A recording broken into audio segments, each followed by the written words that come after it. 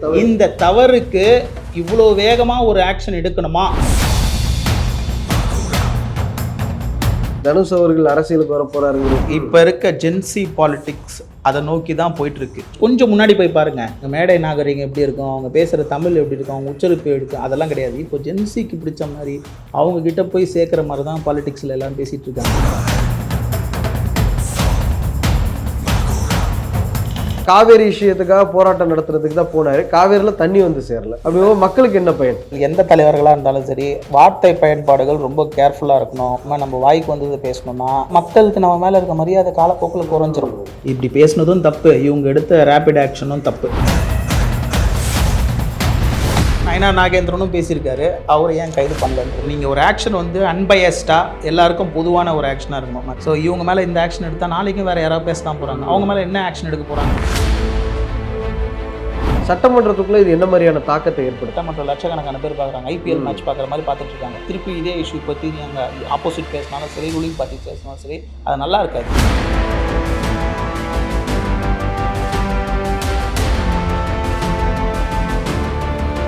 Periyar Maniammai Institute of Science and Technology, Tanjavur. BTech Biotechnology with specialization in computer science and biology. Every season begins with KBG Trips. Travel without stress. Think holidays. Think KBG Trips. தங்கம் விற்று ஃபாஸ்டா பணம் பெற fast மணி gold 9655796557. Red நூல் தமிழ் நேயர்கள் அனைவருக்கும் வணக்கம். இன்று நாம் சந்திக்க போகும் சிறப்பு விருந்தினர் விடுதலை சிறுத்தைகள் கட்சியின் மாநில விளையாட்டு அணி செயலாளர் திரு சுரேஷ் அவர்கள். சார் வணக்கம். வணக்கம், நல்லா இருக்கீங்க? நல்லா இருக்கேன் சார். நீங்க? நல்லா இருக்கேன். தனுஷ் அவர்கள் அரசியலுக்கு வர போறாருங்கிற ஒரு செய்தி அங்கேயும் இங்கேயும் அரசல் புருசலா போயிட்டு இருக்கு. இப்போ எங்க தலைவர் இருந்தால் தான் கரெக்டா இருக்கும் அப்படிங்கிற மாதிரி அவங்க இப்போ ட்விட்டர்ல எல்லாம் போட்டுட்டு இருக்காங்க. நம்ம லாங் டைம் முன்னாடி பேசணும் பார்த்தீங்களா, நிறைய கட்சிகள் வரும், அவங்க இடத்த பிடிக்க பார்ப்பாங்கன்னு சொல்லி பார்த்தீங்களா. இது இப்பதான் நடந்துகிட்டு இருக்கு. இது இன்னும் இல்லை, இன்னும் கண்டினியூ ஆகும். புது பாலிடிக்ஸ் வரும். E20 ஒரு கட்சி ஆரம்பிச்சிருக்காங்க தெரியுமா? E20 ஒரு கட்சி ஆரம்பிச்சிருக்காங்க தெரியுமா? E20க்கு என்ன அர்த்தம் தெரியல, யாருக்கும் தெரியல. இந்த மாதிரி பல கட்சிகள் வரும். அதனால வந்து அவங்களுக்கான இடத்த இல்லை. இதுவே இப்போ நீங்க சொன்ன மாதிரி தான் இன்னொரு விஷயம் என்னன்னா, இவங்க ரெண்டு பேரும் ஆளுக்கு ஒரு பக்கம் அடிச்சுக்கிட்டே இருந்தாங்கன்னா இன்னொரு உண்மையான மாற்றம் இல்லைங்க. கண்டிப்பா இன்னொரு இதுதாங்க உண்மையான மாற்றங்கன்னு இன்னொருத்தர் வந்தாருன்னா மக்கள் அவரை நோக்கி பிரதர் கொஞ்ச நாள்ல கேட்க ஆரம்பிச்சிருவாங்க. நீங்க இவ்வளவு வாக்குறுதிகள் கொடுத்தீங்க, 4000 ரூபாய் தரேன்னு சொல்லியிருந்தீங்க, அதெல்லாம் என்ன, அதை பத்தி பேசுங்க, ஏன் இதையே பேசிட்டு இருக்கீங்கன்னு மக்கள் முன்னாடி மாதிரி கிடையாது. இல்லை, பொலிட்டிக்கலா பயங்கர டேலண்டடா இருக்கிறாங்க, யோசிக்கிறாங்க, சிந்திக்க ஆரம்பிச்சிருக்காங்க. ஸோ அதனால வந்து ரொம்ப நாள் இது நீடிக்காது. இதை விட்டுட்டு ஸ்டேட்டுக்கு எது பெட்டரோ அதை திங்க் பண்ணி அதை செயல்படுறதுக்கான முயற்சிகளை ஈடுபட்டால் ரொம்ப நல்லாயிருக்கும். அதே இந்த சிஎம் விசிட்ஸ்லாம் போகிறார்ல, திடீர்னு அதெல்லாம் ரொம்ப பார்க்கறதுக்கு ரொம்ப சந்தோஷமாக இருக்குது, ரொம்ப ஹெல்தி பாலிடிக்ஸாக இருக்குது. ஸோ அதை கான்சன்ட்ரேட் பண்ணி எடுத்துகிட்டு போகலாம். எதிர்க்கட்சி தலைவர் உதயநிதி ஸ்டாலின் கைது செய்யப்பட்டிருக்கிறார். 9 பிரிவுகளில் வழக்கு பதிவு செஞ்சுருக்காங்க. நீங்கள் எப்படி பார்க்குறீங்க இந்த கைதை? சிலர் விமர்சிக்கிறாங்க, சிலர் வந்து கைது நடவடிக்கை வரைக்கும் தேவையில்லை அப்படிங்கிறாங்க. நீங்கள் எப்படி பார்க்குறீங்க?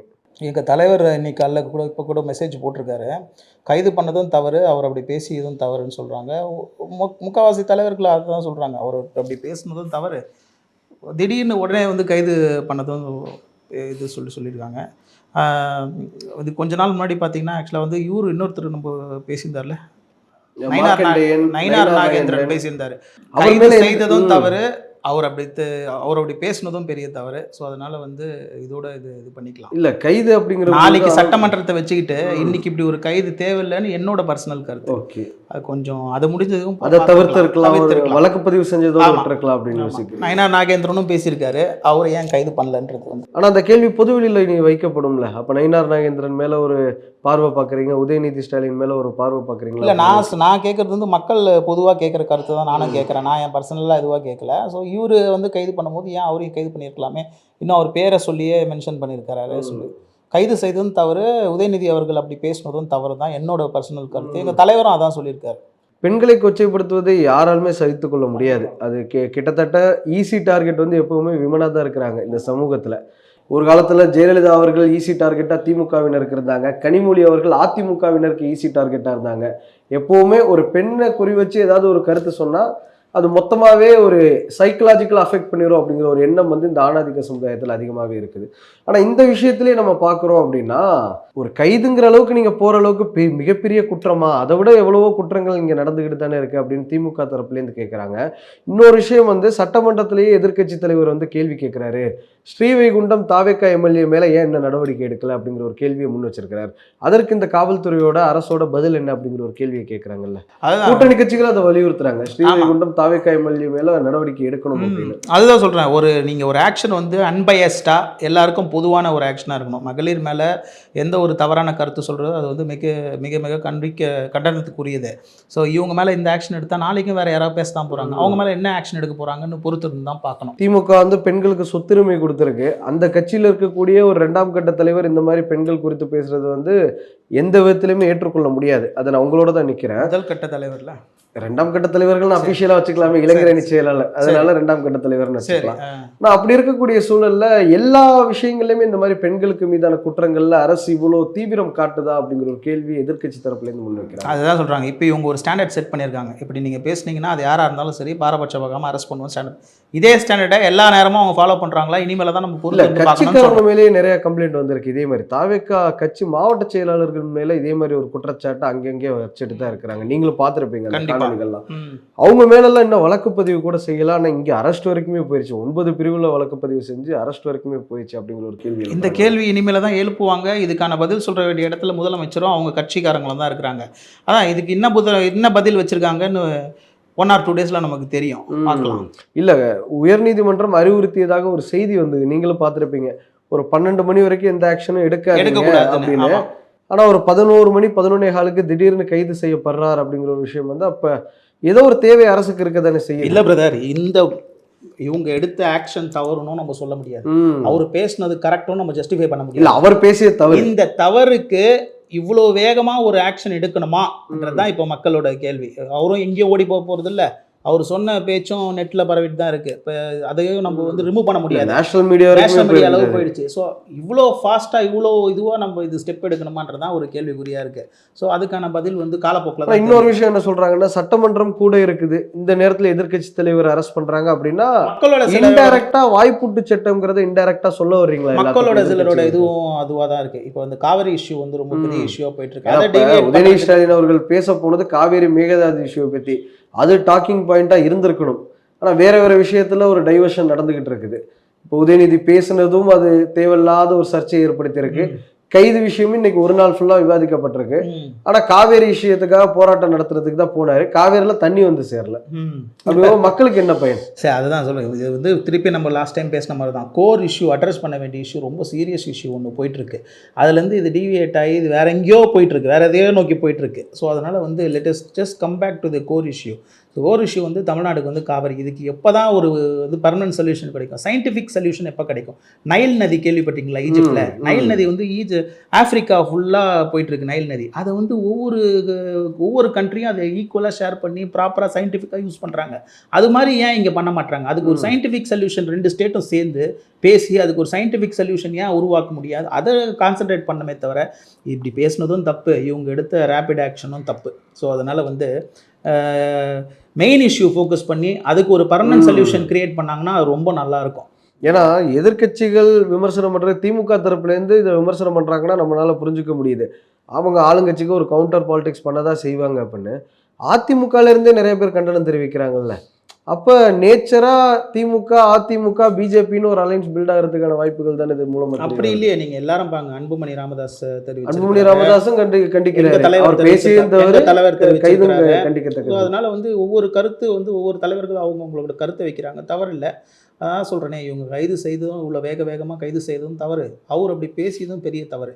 ஸோ இதில் தவறு இதுவாகிடுச்சு, மேட்ச் ஆகிடுச்சு. ஆனால் இன்னொரு விஷயத்தை அவங்க முன் வைக்கிறாங்க. என்னென்னா, முதலமைச்சராக இருக்கக்கூடிய கட்சி தலைவராக அவர் என்ன வேணால் பேசிட்டு போட்டோம். முதலமைச்சராக இருக்கும் போதே அவரே வந்து மாண்புக்கு உகந்த மாதிரி நிறைய விஷயங்கள பேசலை, ஒரு இதுவும் இல்லை அப்படிங்கிற மாதிரி ஒரு சைகை காமிச்சு சொல்கிறாரு. கரூர் பொதுக்கூட்டத்தில் அவர் அப்படி தான் பேசுகிறாரு. அதே மாதிரி வாயில நல்லா வந்துட போகுது அப்படிங்கிற ஒரு விஷயத்த பேசுகிறாரு. கொத்து புரோட்டா போட்டாங்க, இந்த மாதிரி விஷயங்களை பேசுகிறாரு. இது வந்து பிரதர் இப்போ இருக்க ஜென்சி பாலிட்டிக்ஸ் அதை நோக்கி தான் போயிட்டுருக்கு.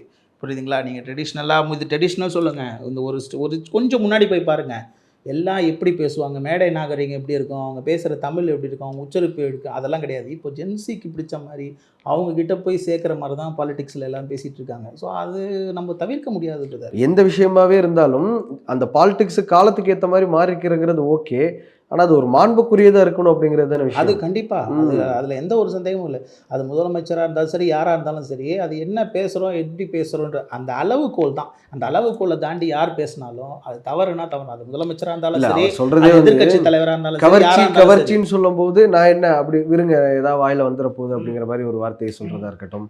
அதன் பிறகு கரூர்ல நீங்களும் தான் பார்த்திருப்பீங்க அந்த விஷயங்கள் பேசின வார்த்தை பயன்பாடுகள், தலைவர்கள் எந்த தலைவர்களாக இருந்தாலும் சரி, வார்த்தை பயன்பாடுகள் ரொம்ப கேர்ஃபுல்லாக இருக்கணும். கேர்ஃபுல்லாக இல்லாமல் நம்ம வாய்க்கு வந்தது பேசணும்னா அது நம்ம மேலே, மக்களுக்கு நம்ம மேலே இருக்க மரியாதை காலப்போக்கில் குறைஞ்சிரும். உங்களுக்கு சொல்கிறது புரியுதுங்களா? இது காலப்போக்கில் இது அது யார் பேசினாலும் சரி, முதலமைச்சர் பேசினா, எதிர்க்கட்சி தலைவர், துணை முதலமைச்சர் யார் பேசினாலும் சரி, அந்த வார்த்தையை உபயோகப்படுத்துவது ரொம்ப கேர்ஃபுல்லாக இருக்கணும். பண்ணலன்னா தனக்கு தானே மேலே இருக்க மரியாதை தன்னே குறைச்சிக்கிற மாதிரி தான். அது எல்லாரும் அந்த இது ஃபாலோ பண்ணணும், அந்த லெவல் ஃபாலோ பண்ணணும், எத்திக்ஸ் ஃபாலோ கண்டிப்பாக அந்த எத்திக்ஸ் ஃபாலோ. ஜெயலலிதா அம்மையார் எடுத்துக்கோங்க, நம்மளோட கலைஞர் எடுத்துக்கோங்க, அவங்க சில குதர்க்கமாக சில விஷயங்கள் பேசினாலும், மறைமுகமாக பேசினாலும் ரொம்ப கேர்ஃபுல்லாக பேசுவாங்க, ரொம்ப யோசிச்சு பேசுவாங்க. வாஜ்பாய் பேசுறது பார்த்துருக்கீங்களா?